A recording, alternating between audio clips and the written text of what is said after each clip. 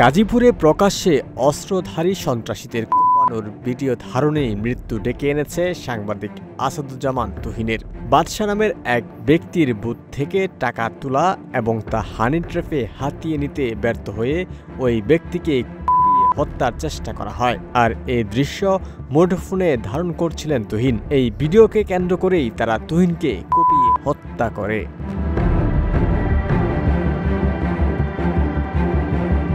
এই ঘটনায় আজ দুপুর পর্যন্ত 7 জনকে গ্রেপ্তারের কথা জানিয়েছে পুলিশ।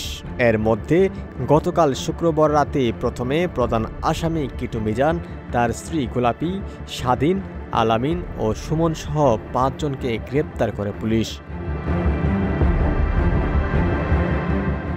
গ্রেপ্তারের পর র্যাবের কাছে ঘটনার অন্যতম আসামি স্বাধীন হত্যাকাণ্ডে জড়িত থাকার কথা স্বীকার করে।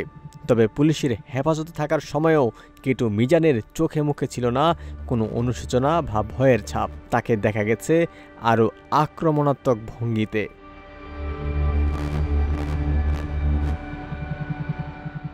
হত্যাকাণ্ডের বিষয়ে এক সংবাদ সম্মেলনে Gazipur metropolitan police commissioner doctor Nazmul Karim জানান, বাদশা নামের এক ব্যক্তি ডাচ বাংলা ব্যাংকের বুথ থেকে 25,000 টাকা তোলে। এই সময় গোলাপী তাকে হানি ট্র্যাপে ফেলে টাকা হাতিয়ে নেওয়ার চেষ্টা করে। এই ঘটনার তাদের মধ্যে হাতাহাতির ঘটনা ঘটলে আগে থেকে গোলাপীর সঙ্গে থাকা অস্ত্রধারী সন্ত্রাসীরা বাদশাকে এলোপাথারি কুপিয়ে আহত করে, যা সাংবাদিক তুহিন ভিডিও ধারণ করেছিলেন। তুহিনের ভিডিও ধারণের বিষয়টি দেখে ফেলে সন্ত্রাসীরা। তাকে ভিডিও ধারণ করতে দেখে ভিডিও ডিলিট করার জন্য চাপ দেয়। এক পর্যায়ে তুহিনের সঙ্গে বাকবিতণ্ডার সৃষ্টি হলে তারা কুপিয়ে হত্যা করে।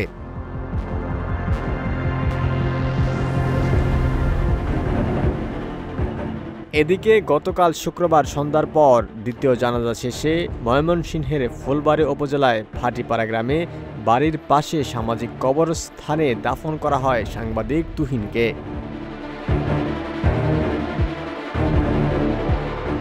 ওমর ফারুক, ঢাকা প্রকাশ।